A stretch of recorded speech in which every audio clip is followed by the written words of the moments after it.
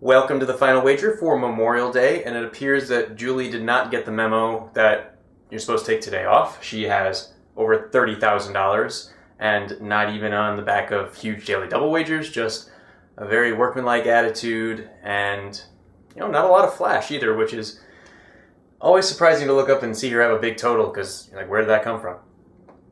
Simone and Steve will be duking it out for second place. Let's take a look at how much Julia can put on the line if she wants. Steve can add up to 18,400, so that means that Julia can wager up to 13,000.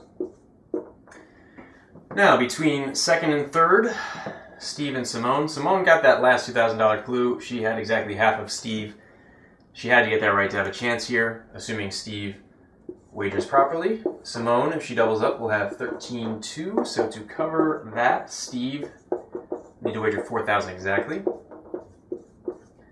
If he gets it wrong with that wager, he'll be left with 5,200. So that means that Simone can wager at most $13.99.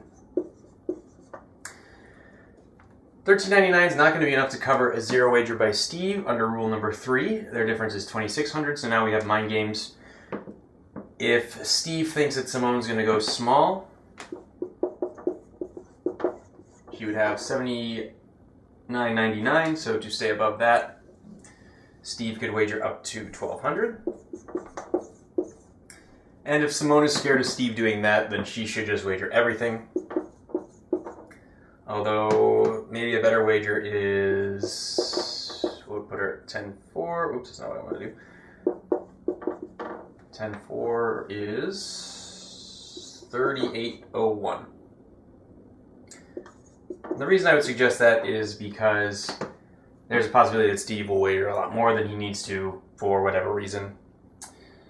Alright, so let's see how each of our players did. As might seem fitting for today's episode, the Air Force Colonel was the only one to provide a correct response. Unfortunately for Julia, she wagered a lot more than she normally does on a final wager, so she's saying hasta la vista to $8,600. That amount of money was terminated. Okay, I'll stop. I went to a German wedding yesterday, and the accent is still kind of stuck in my brain. It's really funny.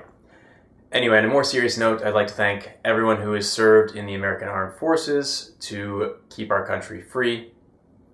I'm very grateful for your work, especially for my grandfather, Roy, who is at home this weekend with my parents and their dogs and just having a wonderful time. You deserve it, and I hope to see you all tomorrow here on the final wager. And you can believe me when I say, I'll be back.